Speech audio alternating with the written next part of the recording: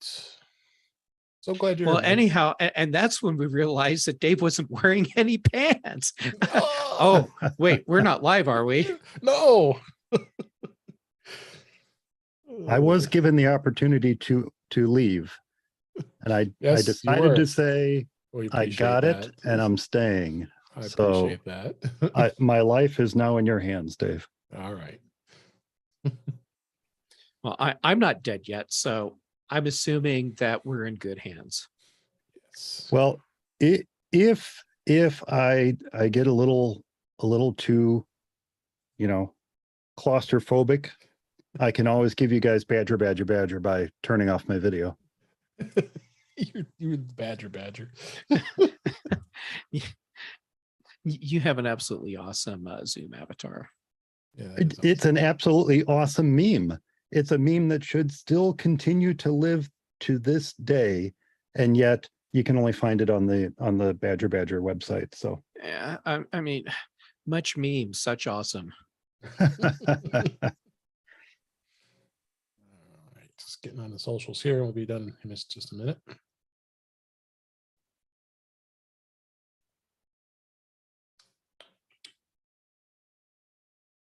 This was a beautiful day today, Mike, wasn't it? it was a beautiful day Weather was just in my awesome. neighborhood. Oh yeah, I was here too. Yeah. I was sitting outside for lunch today. I was at home working from home. I have my red sweater on. No, actually, it's my red Batman shirt. But that's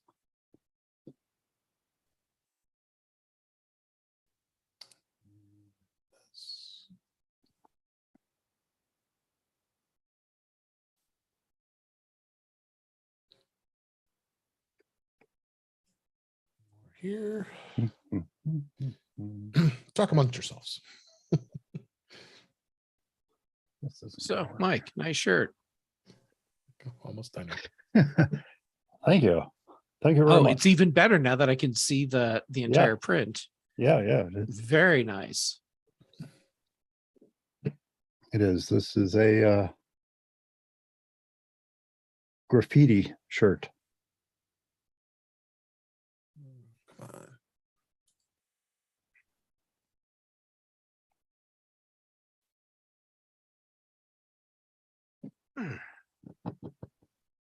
Don't know where I Right. put. Well, it doesn't matter.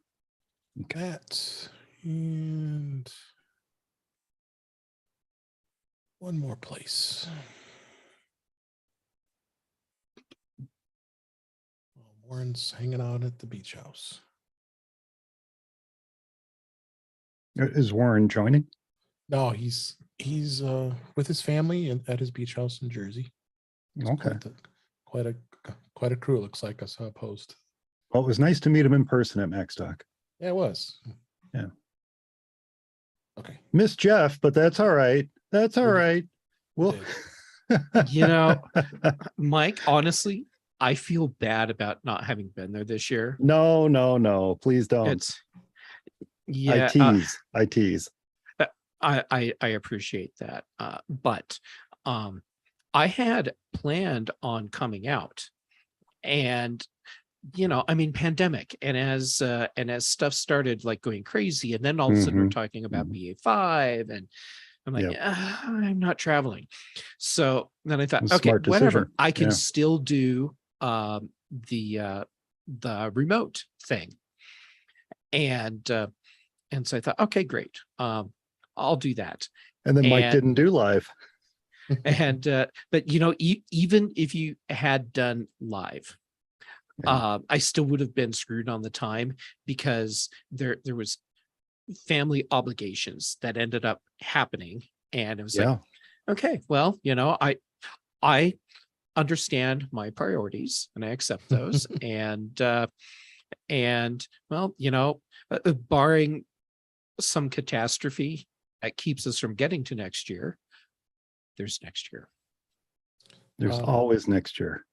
Mike, unless next year is 2020 and we're currently in 2019. Well, or we're in 2020 and the next year is 2021. So, and who's to say? Who's to say? Mike, in case you want to get in our show notes, I put a link in our private chat here. Did you update them from this afternoon? I did. I have them as 1:07 p.m. August 11th. I did a bunch of other stuff just in the last hour or so. Well, then I'll just fly blind. Okay. It's okay. Never let preparation get in the way of speaking with authority. There you go. Okay. The clouds are firmly in my eyes. All right, I'm ready here. Went from episode 215 yesterday to 216 today. And we're ready to go here. You guys go? Ready?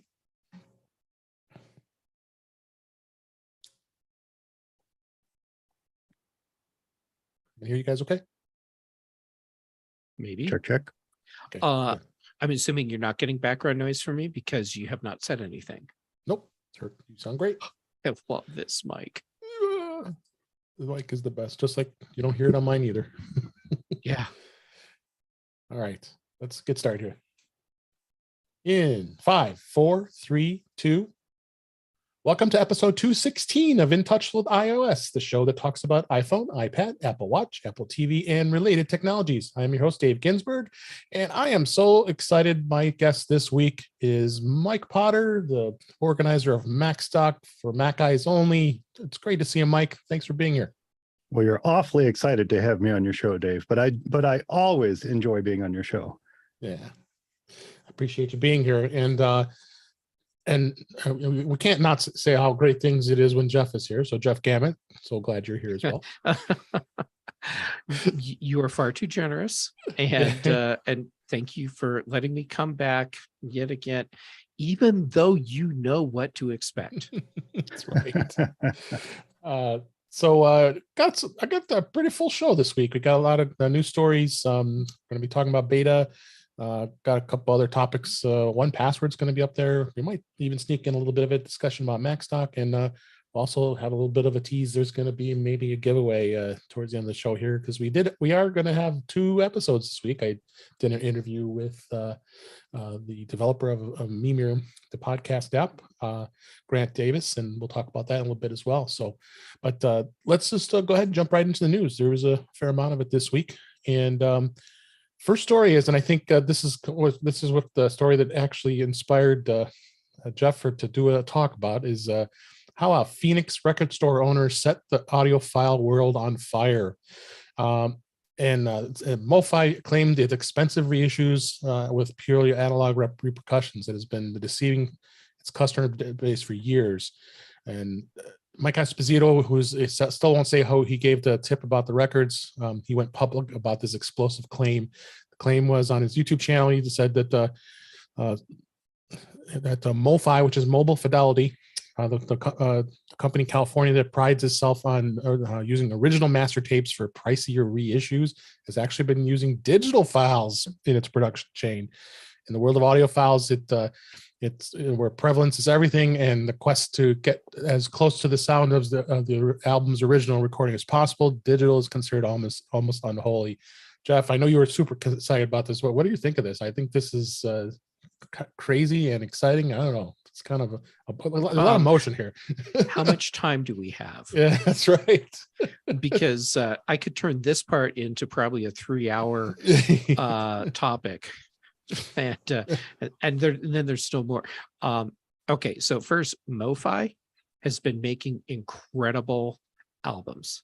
Yeah. I mean, some of the best audio fidelity in vinyl that you can get. So it just breaks my heart that they were being deceptive about how they were producing these. Now, I can get the whole thing about, well, audio files, it's all about analog and digital is bad. It's like ear poison.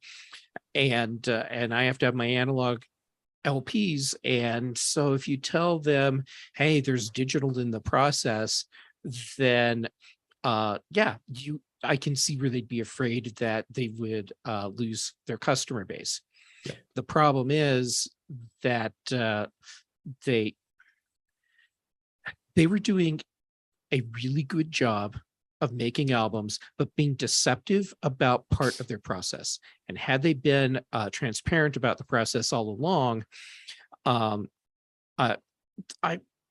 we wouldn't be here where we are today. At the same time, they would not have many of the customers that they have had up to this point, because there's a lot of people that have that anti-digital thing. Here's the rub. You've been listening to digital all along. That's how it works. The only way for you to have a true analog recording is to get like a gramophone and put a wax cylinder on it and talk into the big cone, and the vibrations then are etched onto the wax cylinder. And that's an analog recording. Once you start doing what we do for recordings, going back to, well, since we've been issuing mass recordings, really, it's a digital process, because once you put that microphone in the mix, it's now digital. And yes, we can have the whole philosophical debate about, yeah, but we're going to tape and it's not being stored on a hard drive, and those digital files, they just sound crap on CD and blah blah blah blah. Master for the medium, and then you can have amazing stuff. If you look at the CDs that initially came out, and cut me off at any time, it's fine, I won't be offended. If you look at the CDs that were initially rolled out back when CD players became a thing, everyone was like, oh, this is going to be amazing, this digital quality. And we would listen to albums and we're like, that's not nearly as good as they were promising. The problem is they took a master that was created for vinyl and then just dumped it onto a disc, onto a CD. Instead of going the heck back, out of it. Yeah. And Right. yes. Yeah. So what they needed to do is go back to the original recordings, those original tapes, which, by the way, that's electricity going through and making magnetic fields that then get stored on tape. That's a form of digital. Then work with those original tapes and remaster that for a CD. And holy crap, you can get something that sounds so much better than what you can get from vinyl. And yes, you can have the richness in it and all that. The problem is when you do the compression and you do it wrong, you just flatten the file. It's not rich audio anymore, rich sounding audio. So the MoFi people, they are fracking wizards at taking those original masters and turning them into beautiful albums that sound better than the original pressings. And in the process, they've just pissed off a lot of people and ruined their own reputation. I can keep going on if you want, but I should probably stop because you have other topics. Yeah, I'll see it. Check real quick, Mike, if you had any other thoughts on this before we move on. I do have a few thoughts. I mean, I absolutely understand the anti-digital argument. I get that. I understand. And I think a lot of it does stem back, as Jeff said, back to the early days of CDs. The very first CD I purchased, it really didn't matter that much. It was Elvis Presley. It was his first album, and I purchased that on CD. And if you look at the process of how that was made, the compression didn't affect it that much. But then when you start looking at some of the other albums that I later purchased on CD and used, Genesis in particular, where there's a lot of nuance to the music, and you start to miss some of that when you're listening to it on CD, and you go back to the album, you're like, oh yeah, that was in there. I swear that was in there. And then you listen to the CD again, you're like, yeah, it's a little, like you said, they kind of flatten it from the top and the bottom, and there you go. That's what you get. So I get that. But this MoFi controversy was new to me when I saw the article. So I just kind of read it with fresh eyes. Devil's advocate, small company, they were, as Jeff said, doing the best job they could to preserve the integrity of the original masters, while also spitting out, I think it said anywhere from 8,000 to 40,000 pressings. They were talking about 40,000 pressings with Thriller. And it was when they announced the 40,000, I think it was 40,000. Am I correct on that? On Thriller. And it was when they announced that where they said, well, wait a minute. How are they going to press that many from original masters without Sony freaking out that they're running all these off? Yeah. You don't want to destroy the tapes. And if you're running a tape 40,000 times, you're going to have at a minimum degradation. Yeah. Right. So they were using a process, a very high quality, high fidelity, a very high quality process of converting the original analog masters to a digital format that retained and, as Jeff said, even enhanced the original recordings in many ways, made them sound better in many ways. Right. And so the only thing I want to say about it, and again, this is just reading it with fresh eyes, small company doing the best dang job that they could, is, I think, deceptive is strong. I feel that that's a strong word to apply in the situation. How about misleading? Would that be better? It may have been misleading. Maybe. That might be a little bit better. The process was analog to this high quality digital, then to the pressings, versus analog to the pressings.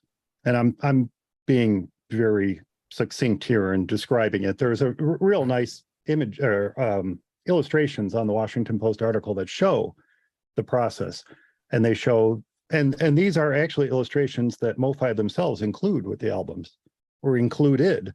And I think that's part of the problem, is the original illustration completely left out that digital step. And now the illustrations they're including show that digital step. They're showing that this is part of the process. So, my question is, okay, let's say that this had not come out. Let's say that, or it came out in a better way than the way this was done. Let's say it came out in a better way. And it sounds like maybe you purchase MoFi albums. Am I correct in that, Jeff? I have not purchased any myself, because typically by the time I would hear about one, they're gone. They're just gone. They're gone. And I chose to not actively follow what they're doing, because I can't afford to spend that kind of money on a regular basis. Yeah, I mean, you can spend a fortune on buying MoFi albums. It reminds me very much of the Criterion Collection movies. Yeah, it's like Criterion Collection. Yeah, but it's music. But music. So does it sound worse to you? I'm using you in air quotes. Does it sound worse to you now because you know the process, or absolutely does it sound as amazing to you as it did when you first purchased that album and put it on your turntable and listened to it? I have listened to many MoFi albums over the years, thanks to other people having the time and money to pick a bunch up. Right. And they sound amazing. Just like many properly mastered CDs that I have bought over the years, just like many properly mastered digital audio files that I have listened to. And for me, knowing now that that they are absolutely using a straight up digital step as part of the whole process, that doesn't change the audio for me. And my feeling is, people that are like higher end audiophiles than me, and I do not claim to be like a real high end audiophile. I'm just a guy that loves his music and loves the sound and is really interested in everything that goes along with that. I don't think that you'd be able to really tell in a truly blind A/B test and And in I would say in most cases, if you're listening to the MoFi version versus one of the other pressings, you would consistently pick out the MoFi as the better pressing, because they're bonkers good at handling the mastering. Yeah. So again, I don't mean to downplay the hurt feelings, because I feel as if maybe that's a big part of the controversy. I think that is a big part of it. I certainly don't mean to downplay that, and I certainly understand the anger. But I give them a chance. Give them a chance. Yeah. It's a small company doing the best they can. The article even said something to the effect of they didn't even have handlers for the people that they brought in to do this interview. There was no vetting of the person who came in to videotape them talking about the process. The company owner didn't even know this went down. The company owner didn't even know it went down until it was too late and he couldn't get there in time. So, small company doing the best they can. They're obviously doing an amazing job. I am not personally familiar with it, but it sounds like they're amazing recordings. They're some of my own albums, or some of my favorite albums, I should say, I would love to hear remastered in this way. Because I have heard remasters from the original studios and they're awful. Yeah. Right. So I would love to hear remasters from MoFi. But again, let's not call it deceptive. Let's call it misleading. I like that. Okay. I think that I can that's accept a better that. way to put that. Yeah. So sounds like needs to be a future topic on the show here, and we just focus a little more than the small, sweet, shorts here of news. Or let me put it this way: I don't feel it was intentionally deceptive. If it was deceptive, I don't feel it was intentionally deceptive. I just feel it was a step that they maybe didn't feel that they had to disclose. Yeah. Although they probably should have figured. Yeah. I think they knew that they should have told people, and I think that they were afraid of what would happen if they said that they were doing this step, even though ultimately it doesn't matter. But for the people who consider themselves hardcore analog only audiophiles, yeah, it's that we're digital. I mean, it can shut people down just like that. Boy, I sure hope I don't hear that all those Criterion Collection DVDs and Blu-rays I got were digital, because boy, I'm just going to be right. I'm going to be so mad. Yeah. All right, let's go ahead and move on. No, that was a great discussion here, and I think that might be the topic for another show. Who knows? Because that's a pretty broad subject, and not that I'm really. I saw this article caught my eye because it was I remember putting in here beginning early last week, and it's not really realizing interesting. It is interesting. So I absolutely, and again, I'm trying to emphasize, I absolutely understand both sides of this, and I certainly sympathize with those who have spent, as Jeff pointed out, hard-earned money on these albums, and then to find out that perhaps they weren't made in the way that they expected. Yeah. All right, let's move on here. Next story here. HBO Max app for iOS is gaining SharePlay, shuffle button, split screen support, and more. The HBO Max app for iPhone and iPad is this week receiving a notable update, which has been quite a while for HBO Max, I must say, that will overhaul the interface and add several new features that will improve the viewing experience on iOS devices. According to the press release that announced the changes, the app was going to have a more intuitive navigation system. Hallelujah. And refined design, performance, and stability improvements, and to bring it in line with the updated HBO Max Apple TV app, which came back in April, which has been pretty good here. US HBO Max users will have an ad-free plan can use SharePlay on the iPhone or iPad to watch HBO content with friends and family over FaceTime and messages in iOS 16 only for messages and apps. Plus, there is now a shuffle button. So this is good news. I mean, I've had lots to talk about this. I talked about a lot of streaming at MacStock, and a lot of interest about this. I think streaming is quite a topic right now. So, what do you think, Mike, on this? I do not subscribe to HBO Max, so these all sound like really great improvements to it. Yeah. And if they were missing before, I wonder why. Because What? the HBO app was god awful for like the first Apparently year or two. apparently it Yeah. was. This Yeah. sounds like an all new release to me. Yeah. But yeah, no, I don't subscribe, so I unfortunately I don't really have a much of an opinion on that. All right, Jeff, you have any thoughts on this? Well, first, I was really disappointed when I found out that they're streaming digital files. I really wanted those movies coming over analog. No, I'm glad they're adding these features, Yeah, and me too. I will hold back excitement until I see these features in action, because Yeah, I still agree. have a bad taste in my mouth from how crappy the HBO Max app was. So it's in their court to impress me. Agree. All right.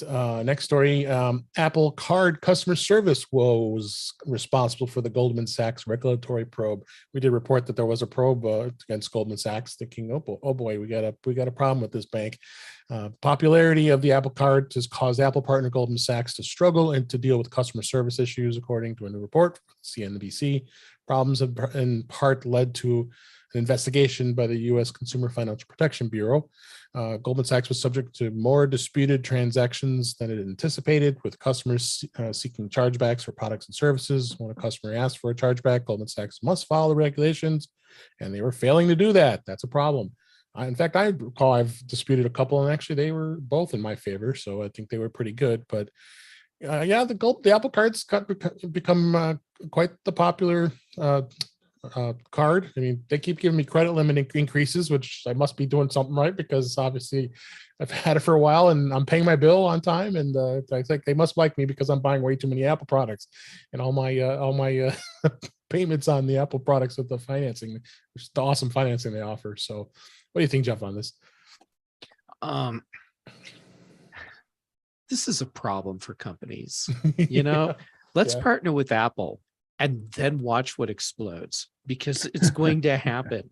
Because people that are into Apple stuff, they jump on whatever it is. Exactly. And I think that a lot of companies are not prepared for that onslaught, that storm that comes as people start using whatever this Apple branded product or service is. Right. And I think it bit Goldman Sachs in this case. In the end, it'll be fine. It's all getting worked out. And Goldman Sachs will probably end up with some sort of slap on the wrist as part of the probe, and life will go on. And you're right. If you keep buying stuff from Apple on your Apple Card, your credit limit goes up. Yeah. If you just if you buy stuff but pay on time, but it's not lots of Apple stuff, your credit limit doesn't go up very fast. Doesn't go very fast. Oh, it's gone up at least 3 times, and I've had the card since day one. So, that's exactly what you said with the Apple Card. I think everybody was super excited. I was at least, and applied for it the day one and got approved. And we like to take the titanium card and drop it on the table so you can get to hear it clank. Right. But no, I think it's been very good account and product, and I'm happy with it. You have an Apple Card, Mike? I do. Yeah. And for the very reason you both mentioned, I needed a new Apple product. Yeah. And it was the best way to spread that cost out over 12 months. It's so awesome. I mean, even I just bought this MacBook Pro 16-inch to the M1 Pro and spread it out over a year, and I was happy. And I got a nice trade in from my previous Mac, and so I didn't have as much of a sting when the financing kicked in. But yeah, they make it super easy to do the financing. I mean, I think I did the Apple Watch. You get like 24 months. I still have my Apple Watch. I've already traded in. I'm still finishing paying off.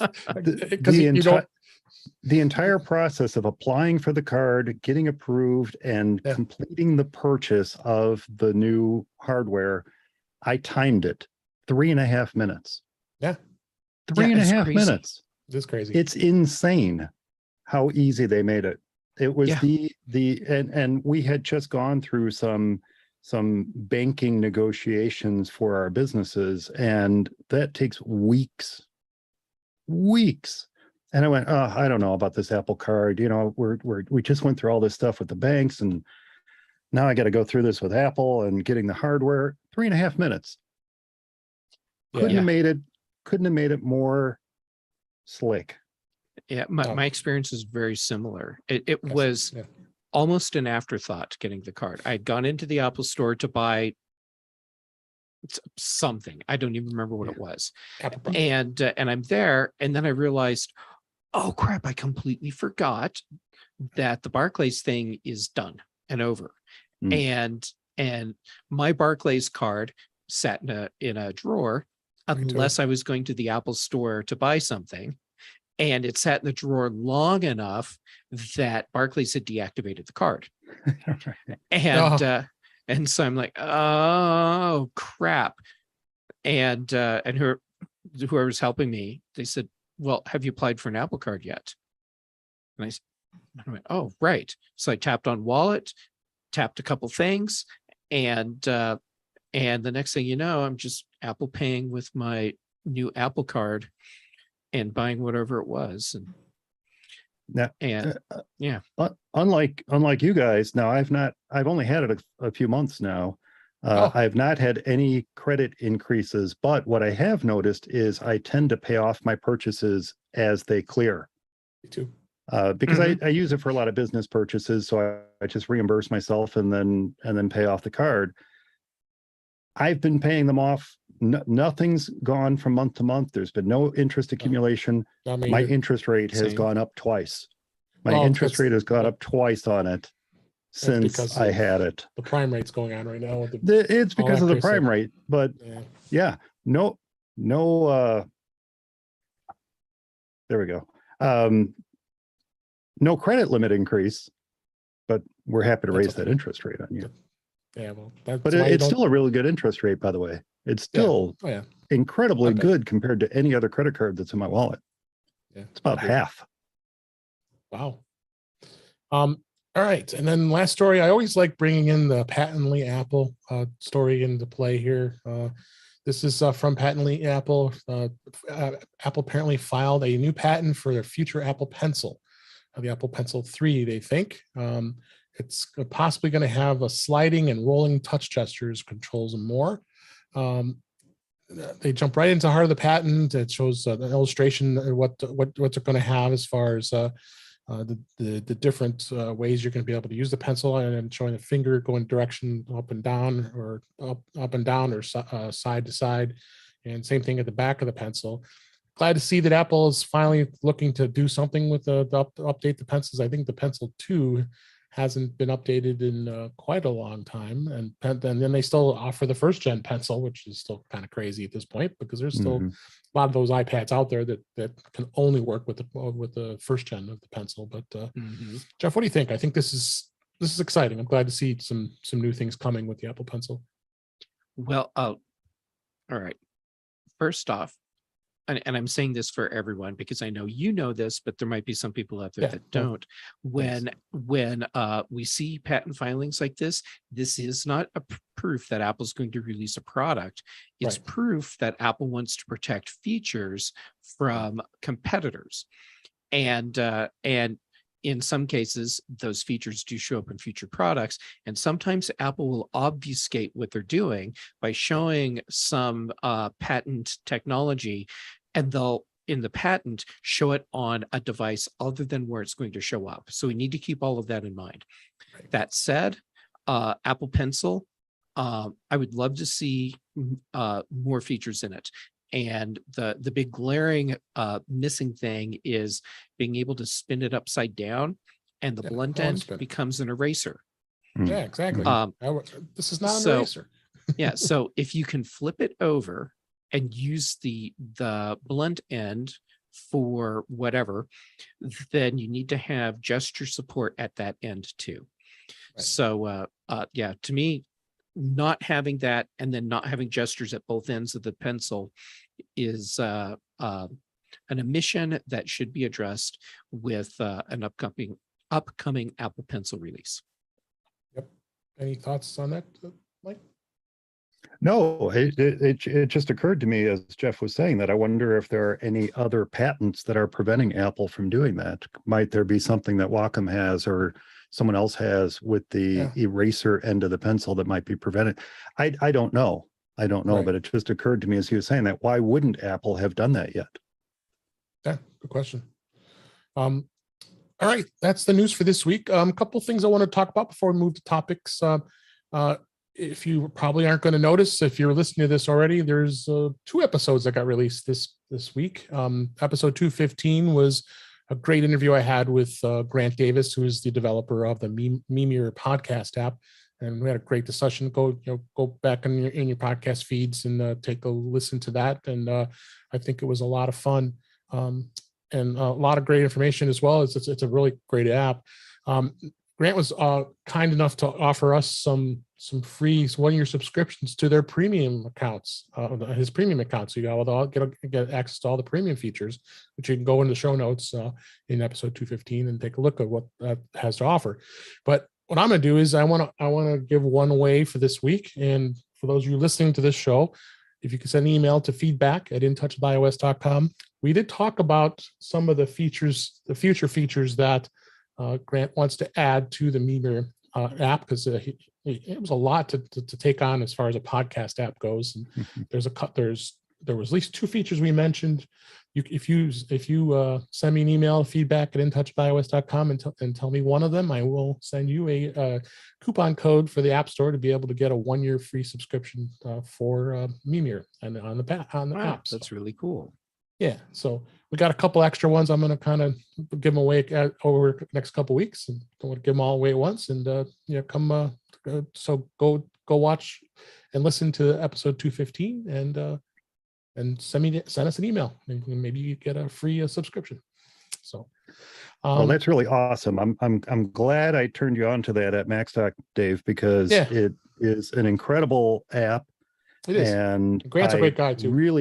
I want more and more people to use it, because it is a wonderful podcasting experience, especially if you're used to the iTunes way of doing it. Yep. And a couple things I'm missing. I actually need to send him an email and talk about a couple things that I feel are missing in the app. But he's very receptive. It's fantastic. It's fantastic. And one of the things I like best about it is it does allow you to say, dump my podcast over on this other drive. Yep. Which Apple does not do. Yeah, full control. So check that out. He's very receptive to emails and very responsive. So check it out. And no need to talk about more. You go listen to the other episode and you can find all about that app. So other thing I just wanted to talk a little bit with you, Mike, is MaxTalk. A little bit anyway. Wanted to hear, we're at post MaxTalk here for over a couple of weeks now, and you got the digital pass. I am assuming is coming soon. I'm sure everybody's going to be pretty excited to when that's ready. I know that's a lot of work, and you probably have a lot more work to do to get that ready to go. I wanted to kind of hear how that things are going with that. That is going really, really well. I've been working on that all week. I was working on it earlier today, all day yesterday, the day before. It does take a little while to get those ready. But part of it is because I just want to go through, as you know, Dave, or anyone who's been to MaxTalk knows, we have a volunteer at a table who's manning the process, basically serving as director for the day, and doing the camera switching, and that becomes a program feed. That's the master program feed. And I was just going to say our volunteer this year was Guy Searle from mymac.com. Yes. Mm-hmm. And he did a wonderful job of it.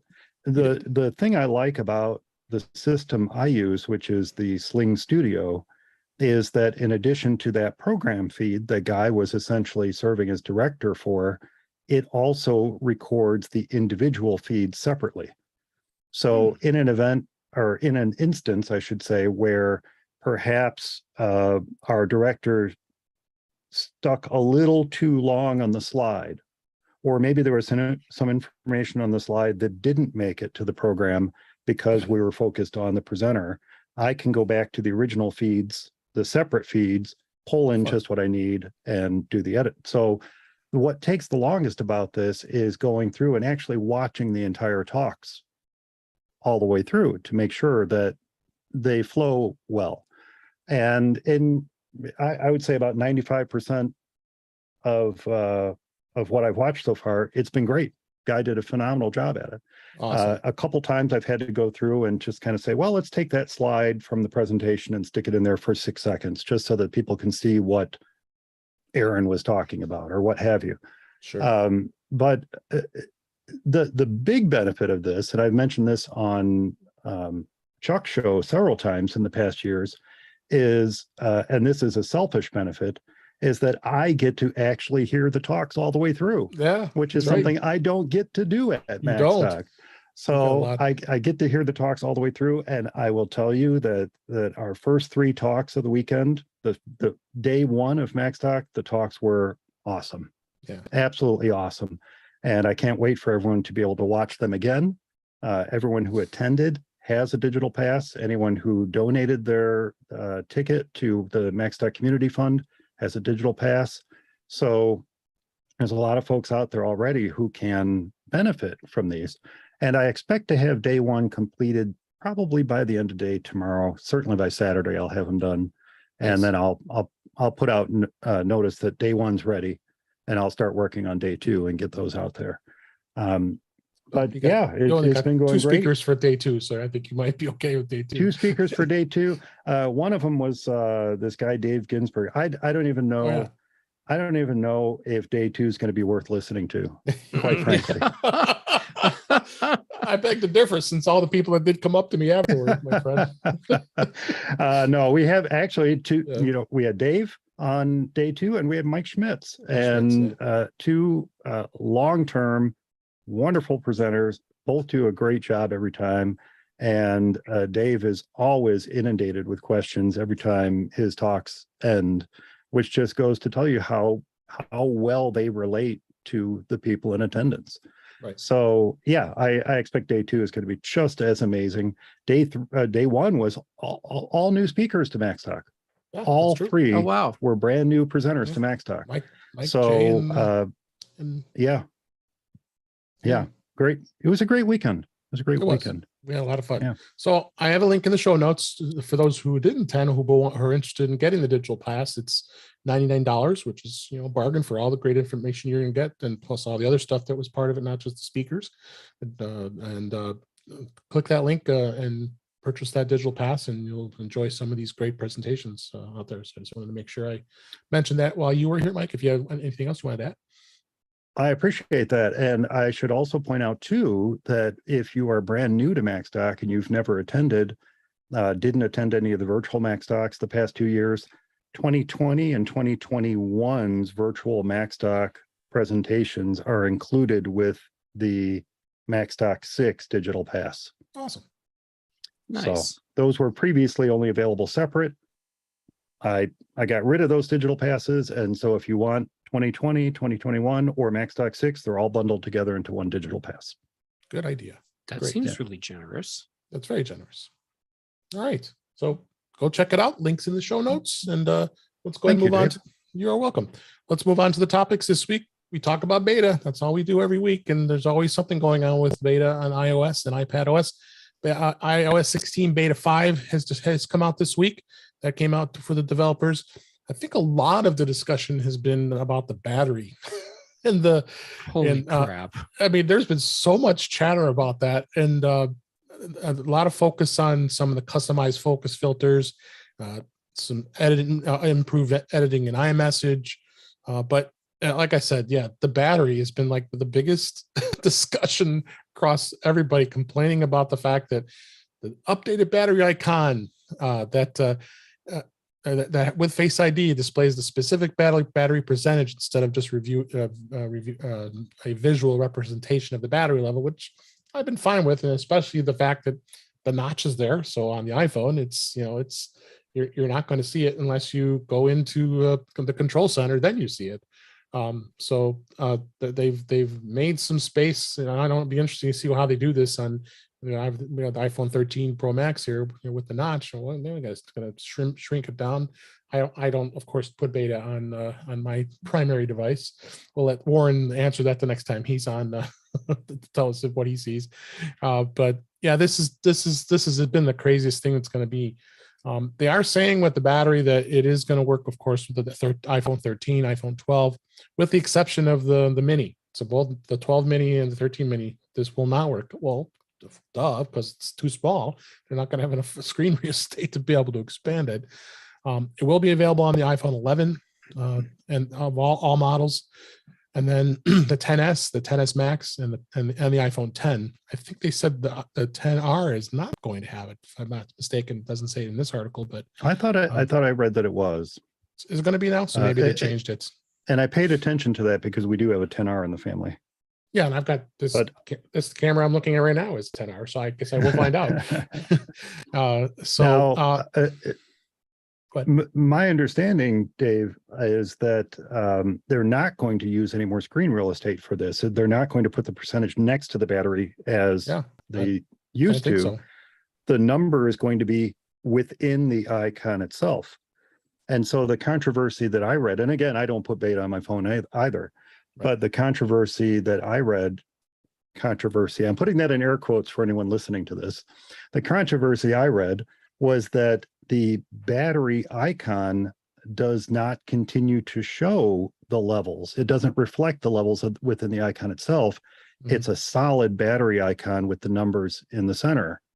Yeah, I don't know if they had a picture of it. And that's the controversy. Oh yeah, I see it. Okay, yeah. In the article from Mac Rumors, I see it's got there's a battery that's got the full background in it and just says 80.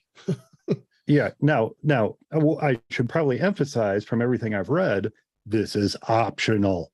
You don't have to turn this on. It's not on all the time. It's a toggle. If you don't like it, toggle it off. I kind of like it. I don't mind it. So it has the number instead of the shrinking down of how much battery is left in. How much did we all hate it when they got rid of it? Yeah. Now they're bringing it back and we all hate it. Come on. Yeah. It'll be fine. So, well, and they didn't even completely get rid of it because, like Dave said, swipe down, control center, and you see the percentage. Yeah, there you go. You know, and when I got whatever my first iPhone model was, it had the notch. What was that? Was that the 10, where the notch was introduced? It all bleeds together after a while. Yeah, and I couldn't see the percentage by the battery unless I swiped down. That was a problem for me for 10 seconds, maybe. Right. Mm-hmm. And when I say it was a problem, it was one of those things where my brain was questioning why it couldn't see something it was used to seeing. And I did a swipe down, and then my brain built some new neural pathways, and it's been fine. And holy crap, why is this even news? Exactly. Anything that saves me a little bit of time, and that is if I don't have to swipe down to see I'm at 68% or 33% or whatever, if I don't have to, that saves me a little bit of time. I'm all for it. I don't care what the icon looks like. It's fine. Yeah. I did, like you, Jeff, I got used to it. So you pull down, you see it, great. But that's an extra step. If I can avoid that, cool. Yeah, for me, the way it has worked since the change happened when the notch was introduced, seeing the battery icon with its little decreasing amount of battery.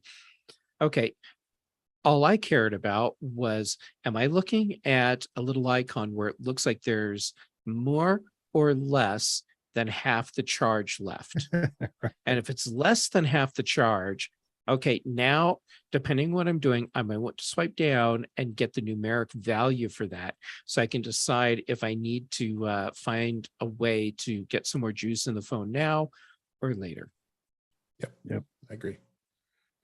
Then WatchOS 9, nothing really to report. That's been pretty much standard. But interestingly enough, tvOS 16 has some notable things that have been added here. The 5th beta came out this week for testing purposes. It's been a week since the previous beta. It is enabling cross-device connectivity, a feature that's going to allow developers to integrate Apple TV apps with the iPhone and the iPad and the Apple Watch apps to unlock new experiences on the TV. Apple has also improved how multiple user profiles work in tvOS, because it's gosh awful right now. And adding a shared keychain, so users won't have to have the need to sign in and choose their profiles when launching the Apple TV app. Finally. Game controller support is going to be expanded to the Nintendo Joy-Cons and the Pro Controller, and HDR 10 Plus support is available in the Apple TV app. With tvOS 16, the Apple TV will support the Matter, which is an upcoming standard that will improve interoperability between smart home accessories and from different companies. Hallelujah to that too. So, and of course, they did also see it in another version of the HomePod 16 software, which, yeah, I'm going to completely avoid that until it's out, because HomePod has, as Jeff knows, HomePod has its challenges. HomePod Well, has here's its what I want to challenges. know.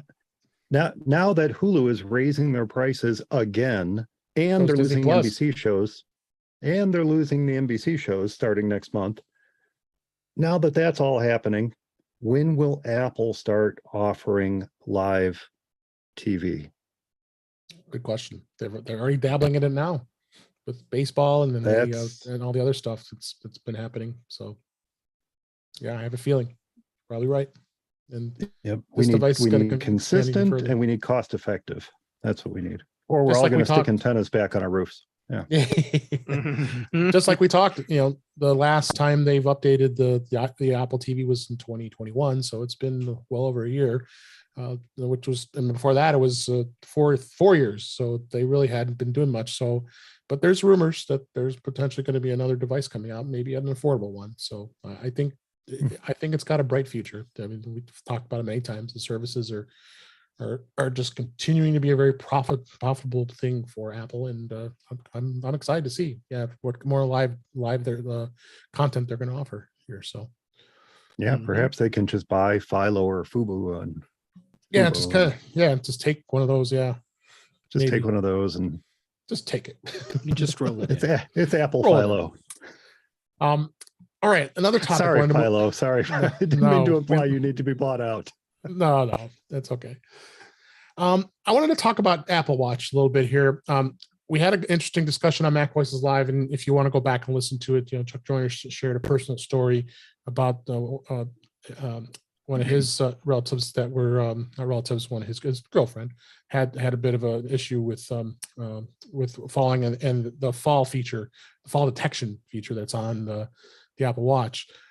What I want to do is more focus on the fact of making sure you understand how to set it up, because I can't emphasize more. And in fact, I even talked to a coworker about this, and she was very excited about, I don't know if I have that turned on or not, because people don't know when they go into the Apple Watch and make sure that it's turned on. So I've got support articles here from Apple that are in the show notes here. And what you have to do is on your Apple Watch, you go into the SOS, emergency SOS app that you see there, and go to fall detection, and then you turn on fall detection. You also can go into the Apple Watch app on your iPhone and go into there as well and turn it on. But you want to make sure that's turned on, because it's so important.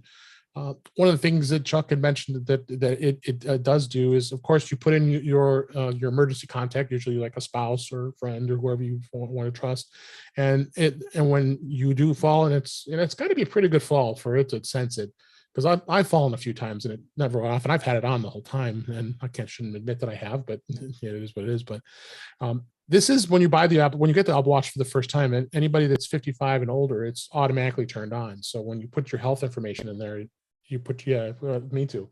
And we're all teary eyed. That's why I make sure that we're all teary eyed here. So it is important to make sure that's turned on, and it'll save your life. As I was saying, he mentioned that not only does it call you the emergency contact, it also is going to send you the information of a map of where that person's located. So you'll see that where that person's moving to or where they're going. So probably you want to be able to see, well, not probably, you want to see if they're going to the hospital, or are they going somewhere else, and it'll continue to do that until you turn it off. So it's just incredible. I mean, we talked about so much about all the emergency things that have happened with, even with the AFib feature with Apple Watch, and this is just, it's just pretty phenomenal what you can do with an Apple Watch. And so we got two links in the show notes: the support article that's actually the Apple Watch user guide, which is always good to have a link for anyway. And then Apple Insider wrote an article here that talks a little bit about this as well. So I think it's so important. Jeff, you have any thoughts about this? Yep, I am completely with you on this. As a matter of fact, even though I checked all of my settings to make sure everything is still set up the way I expected after Chuck was talking about this, Yeah. I just went and did it again while you were talking, just to really, really make sure. Right. And yeah, my emergency contact is set up. My fall detection is turned on. I've had 2 incidents where fall detection was legitimately triggered. And in both cases, I was fine. In one case, I was out skiing and took my skis off. And as I'm walking into the lodge, which had an incredibly icy deck, I went down hard on my back. And I mean, hard. And if I hadn't been wearing my helmet still, I probably would have been in the hospital. But I hit the deck hard enough that I heard one person scream, and it wasn't me. And a couple other people were going, "Oh my God, are you okay?" And yeah, I was. But I was fine. Yeah, I was fine. The other incident, I was with friends, and someone said, "Here, ride this little kick scooter thing. It'll be fun." And it was all the way up until I got going too fast and hit the curb and went flying off of it. And luckily landed in grass and had little more to show for it than bruises and a dent to my ego. But both times my Apple Watch did exactly what it was supposed to. It detected the fall and alerted me that if I didn't tell it I was okay, it was going to call 911 and let my emergency contact know where I was. Yep, that's what it did. And it was great. I felt really good about the fact that my watch did exactly what it should. And when you go into the emergency SOS setting in the Apple Watch app on your iPhone, for fall detection, of course, turn it on. But you have 2 choices there. You can have it always on, which I would recommend always to keep it on. Yeah, just leave it on. Some people may not want that, but you also could set it only during workouts. So maybe they're thinking if you work out, then you end up falling. Maybe that'd be a place to do it. But I think always on should be default, in my opinion. I agree, because you never know when that stupid fall is going to happen. Yeah. Most of the time. I have a story I'm questioning whether I should relate or not. Okay, then you're committed. Relate. I guess I'm committed, so I'm going to try to do this in as a family-friendly way as I can. It's a story I heard. I just heard it this week. Friend of the family. I swear, no immediate family members were involved in this. This was a third-party friend of the family story related to me. So I will no doubt get some of the details wrong. However, there's a woman who was with her boyfriend in the throes of passion, forgot to take her Apple Watch off. And at one point, the Apple Watch detected a fall incorrectly. Sent a message. She didn't see the message.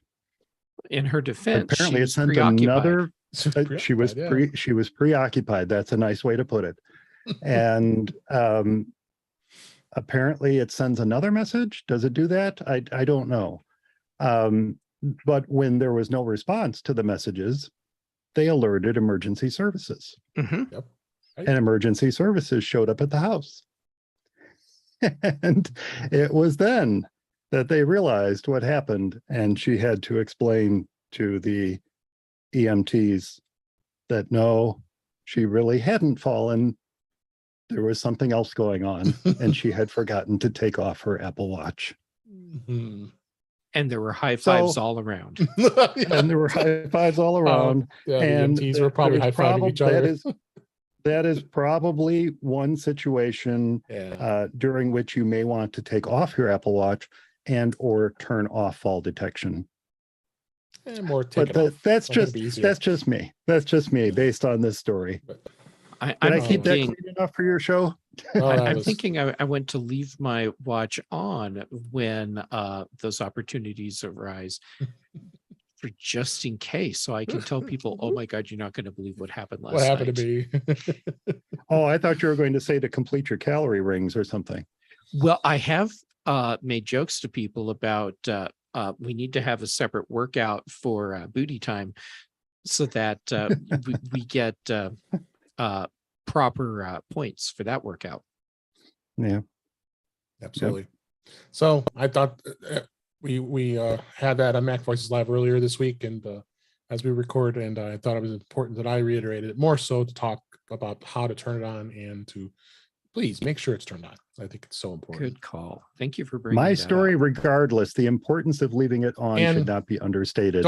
Don't wear your watch when you have some unusual activity. Unless you find yourself performing those activities in such a way that a fall could happen, in which case you might want to leave your watch on. That's a good point. That's a good follow-up to my story, Jeff. Thank you. All right. I've got your back. You always do. Dave says, moving on. No. I thought we were done. But let's go to the next story here. If anybody isn't aware, I know all of us here are big fans of 1Password, and of course we know 1Password came out with their Electron app, and they're made everything universal. We have lots of deep conversation about that topic, but the Mac app has been out for a while, but now they finally have released the version for iOS and iPadOS this week as we record. Agile Bits did confirm that the 1Password 7 app will still be supported, and you can have both versions installed on your devices. Now you can't go out. Well, you kind of can. You have to go to an indirect way, go to their website, and then click the link to be able to download 1Password 7.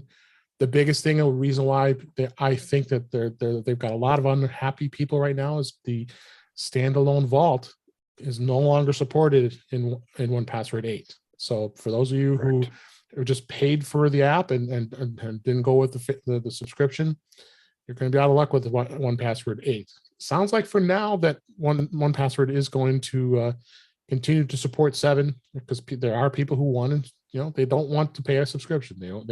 I happily do it because I think it's I think they have a great thing with the family teams and even the individual plans.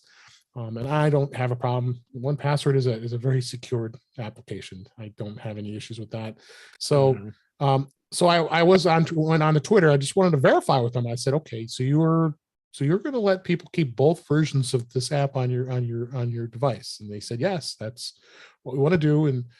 And if you feel like you're ready to move on and just go with 1Password 8, then you can safely delete 1Password 7. So I think that's fine if you so choose to do that. You just got to be careful, especially with the autofill that it's turning on. You're going to have 2 versions of an app that can do autofill, including the keychain. So now you'll have 3. So that's a little overkill, but just I think that's actually a good thing, because it's going to let you be able to transition over your vault and make sure that everything works properly before you move on. Because that's what a lot of developers do. They said, okay, got an update. This is an upgrade. See you later. You got to move if you want to upgrade. So interesting way to do this. I didn't think they would do something like this, but they did. So, Jeff, you have thoughts? I'm not surprised they did it this way at all. Yeah. The companies that get how their customers are using their products and are listening to the customers and appreciate what's involved in the transition from perpetual license to subscription model, they're doing exactly what Agile Bits is doing here. And they leave the old version available, support it for a while, but at some point they'll stop supporting it. That doesn't mean it'll stop working. And it doesn't mean they will actively do something to break that version. It'll just keep working until something happens at the operating system level that makes it not usable anymore.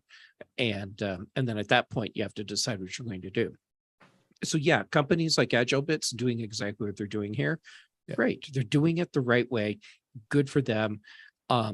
The only issue that I had was that I didn't realize until we started talking about this that I hadn't actually installed 1Password 8 on my iPhone, because when I saw my software updates earlier this week and 1Password was in there, in my mind, I thought I was getting 1Password 8 when I tapped the update button. Just it was a fix for 7.6. Was it 7? Yeah, and it was a 7? fix for 7, and yeah, so I need to go download the new version. Which the fact that I didn't realize says a lot about how transparent 1Password is on my iPhone, because I don't have to go into the app that often to do the things that I need to do. So I didn't realize that I would have known had I seen the different interface or the old interface, that I wasn't running the new version. Right. Do you have thoughts, Mike? No, I have the standalone version of it. I don't have the subscription. I have a family license for it. And you're right, Jeff. They are doing everything right. They've given us plenty of notice. It's not like this is sprung upon us. We've known for 2 years, it feels like, maybe even longer, that this was coming.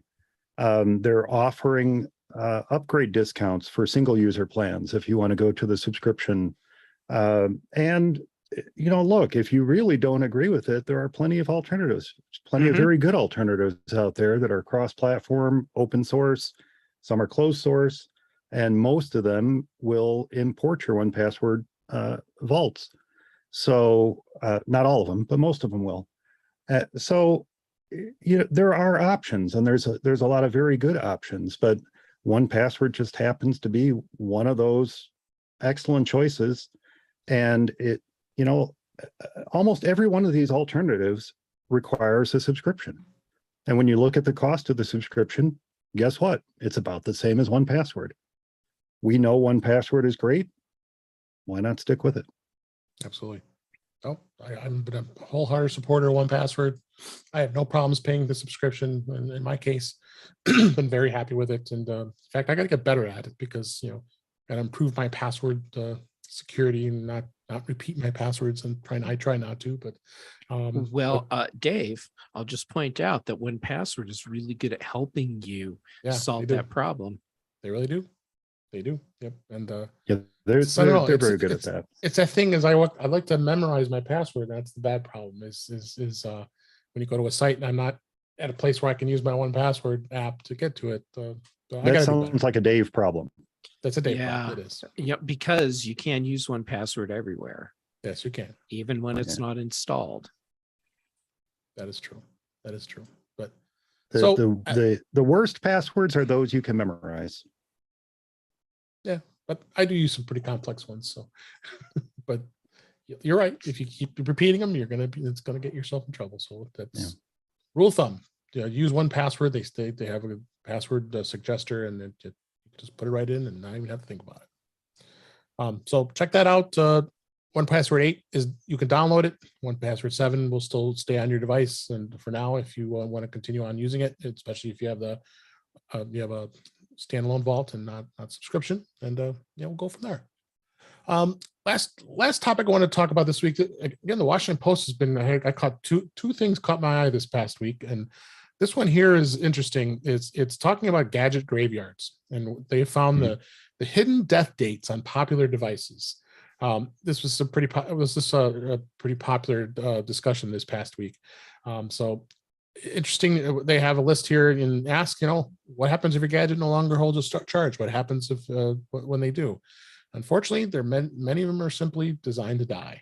And they go through a list here and analyze some of the consumer electronics that are here. It's interesting to see, like the case of the Fire HD 8 tablet. They're saying 2 to 3 years that the battery could die, and Amazon offers no battery replacement service. And attempting to repair it yourself is moderately difficult. You'd think iFixit probably has something to do, but they say it's very difficult to do. And there's And there's a lot of things here. And of course, they had to have a disclaimer here because, Amazon founder Jeff Bezos does own the Washington Post. So they have to keep their editorial, proper here. Apple AirPods designed to die. It could die as soon as 2 years. I've had mine that are in my ears right now since 2019. So I had them since they came out. They've been great. We've talked about on the show before those swap services that are out there. And I did do that with my AirPods, my first gen AirPods. And basically what they do is you send them the old ones, they send you new ones, and they swap out, and they swap them out. So, and they're not too terribly expensive. But Apple's battery, quote unquote, battery service, they'll sell you a new one, but it's $49 per bud. So extremely difficult to replace, but like it mentions, swap clubs will send you refurbished, like I just mentioned here. So, and we know the iPhone and the MacBook Air, and those are easily repairs and easy to be repaired. The Bose QC35 noise canceling headphones. I have a pair sitting right next to me here. And I've had it probably, the QC35 probably came out about 4 or 5 years ago. It's still going strong, knock on wood. Says you get about 500 cycles for 80% capacity, but it's still been running really well for me. But they offer no warranty battery replacement service on that. It's near impossible to replace the battery. So Bose does say a typical user would see a 20% degradation between 5 and 9 years. So, and we can go on and on. There's so many other devices that are listed in here, but just check that out. Even if it has the Tesla in here, designed to be repaired. Well, I would hope so, for as much money you pay for a Tesla. But the other one was super interesting, and I know necessarily that's we print things on our we print things on our from our iOS devices. This was on a blog here, Fight to Repair, on a Substack here, citing the danger of ink spills. Epson programs end of life for some printers. There are plenty of functioning Epson inkjet printers out there that could continue to work for years to come. The important product update is you're effed. So turns out what Epson does, they've had hard coded an end of life into the software that runs the inkjet printer that you buy. This is a predetermined end of life, and it's not a feature of the device explained to you when you purchase the printer. But it doesn't matter, because that's what Epson does. They don't want you to keep this printer anymore. They don't want to continue to support it anymore. So they think they have the right to do it as an end of life. And funny enough, they do have a Windows version of software where you can change because the waste ink pad is really where it is on printers, where that pad gets filled up, and then you can't get to it, you can't replace it, but they have some software that'll do that. Of course, it doesn't work on a Mac, so what's good for us? Not. So there are some printers that are designed to stop operating, and so this is kind of frustrating. But there's of course someone had to be out there to do this, and you can't even get the part, so you have to improvise and come up with a new sponge. So the guy in here goes and actually replaces the pads in there with some sponge that he found. That was awesome. I watched that video. That was great. Oh, yeah. Did you? Okay. And you just have to go in and reset the counter so it'll continue to print. And I guess you can on this. So the question is this legal? Is it illegal that Epson is doing this? And I guess it's unclearly, but it's possible that I don't think they should be doing this. I mean, you have every right to keep your printer for as long as you want, as long as it continues to work. I mean, I support a lot of these inkjet printers and office jet printers, and it's a constant battle. HP is just as bad. I haven't seen them do this, but I mean, I actually have an Epson workforce printer sitting next to me over here. So, and it continues to work okay. But I don't know. I don't think this is fair. If someone wants to hold on to a printer for as long as they can, as long as it isn't in disrepair. A lot of times the print heads fail out. You can't replace them. Something breaks. Anything could happen. I find this is kind of frustrating in the case of Epson here and doing this. What do you guys think? Well, I look at this piece of news in a couple different ways. First, it's actually in contrast to what the Washington Post article has, and the Washington Post article to me is disingenuous because it talks about the products designed to die. Yeah, AirPods and a Fire tablet are not designed to die. They're just not a repairable product. Right. There's a difference. A product where you have built into the code an automatic bricking of the device, that's designed to die. Yep. And regardless of whether or not this is a legal practice, it's not a moral practice. And I mean, yes, the reality is when you buy an inkjet printer, you are essentially buying a disposable device that's sole purpose from the manufacturer's standpoint is to sell you ink. Mhm. And yes, I understand what goes into the development, the entire process of creating these inks. And I think they're way overpriced, but at the same time, I appreciate there's actually a lot of money that goes into designing ink formulas, and they're not all the same. And there's a lot of science that goes into making the right kind of ink for a specific print head on a specific device and all that. Right. Epson, don't do this. This is not how you build a good customer experience. This is not how you create loyal customers that come back and buy their next printer from you when the one they're using finally dies, because the way it's dying is that you bricked it on them. Yeah. You know, what's really interesting about this is that, ironically, this appears to apply only to their EcoTank printers, Yeah. according to the article. The I missed EcoTanks seeing are that in the article. they're designed to use giant tanks of ink off to the side so you don't have to buy cartridges, It so lasts that you like just 2 years. refill the tanks. Yeah. And so that's kind of the point of it, is to extend the life of the printer and not have to mess around with ink cartridges. And yet, when this waste tank fills, they've designed it to stop working and not make the waste tank easily replaceable. That's Now, just salt in the wound right there. It's salt in the wound. Yeah. Now, if the video didn't go into it, the video that Dave was referencing was someone who removed the EcoTank holder from the side and made his way into the printer to get to this waste tank, took out the old pads, put new cotton batting and foam in it, and then said, now the printer's working again.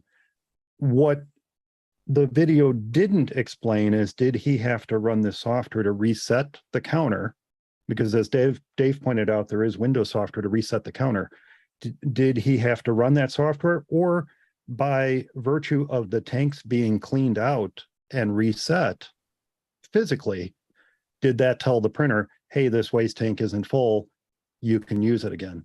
That's something I'd be curious about, because if that's the case, Epson could very well make, on an EcoTank printer, mind you, make that waste tank easily accessible and replaceable if they wanted to. My instead guess they is that took- he had to run the utility. And That's and I my did guess. notice in the utility description in the article, it said that it resets it for a short period of time. So it's not like you get the same life out of the reset waste ink tank that you got when you first bought the printer. And you can only Maybe. run the utility once. Maybe. There was a little contradiction in the article there. I read that same line and went, oh, great. So you get what, another 10%? But then down beneath, it says you can reset the counter from 100% to 0%. Well, then that implies you get a do-over. So it's unclear. It's unclear. And I blame the article writer for that. But I would be interested, look, we're Mac users. We don't have a utility. We can run Windows. We can run the utility. We can reset the Right. printer, or we can bring it to a friend, phone a friend, hook the printer up to their computer and reset it. So it's not like it's out of our reach as Mac users. It is, I guess it's nice that they provide this utility. It would be nicer if you didn't even need it. Be nicer if you didn't have to use it. Exactly. Yeah. So thought it was an interesting topic, and it definitely is. We have to expect that gadgets are going to run out of steam and stop working sooner or later.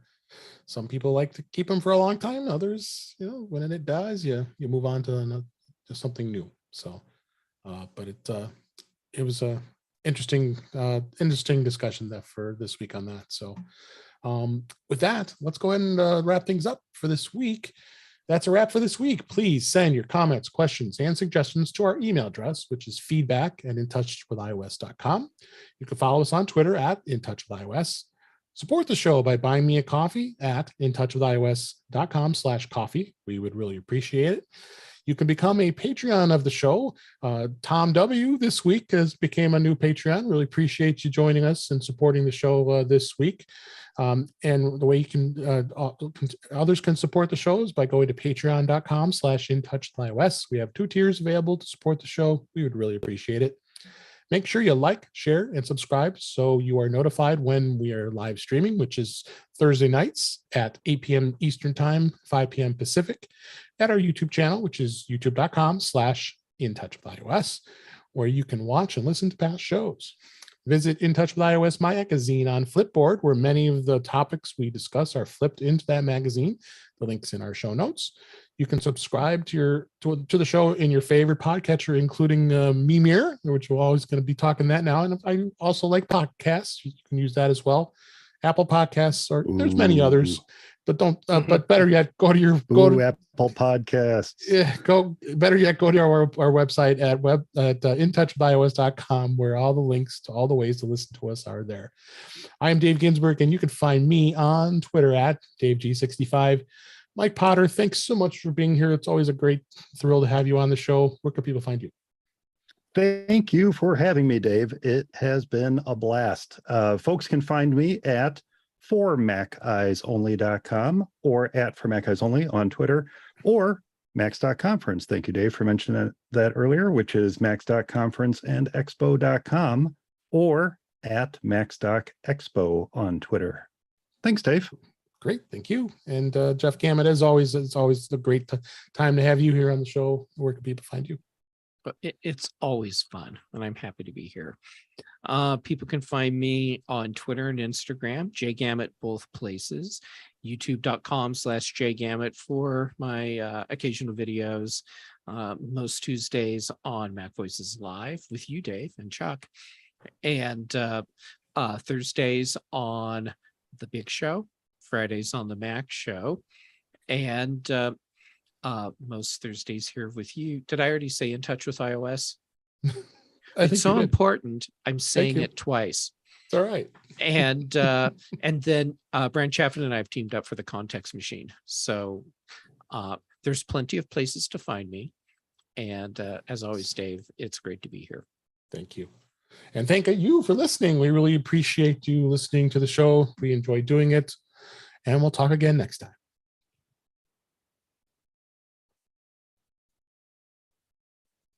All right. Great show, guys. That was a lot of fun. That was awesome. I'm going to end live streams. No, we have no.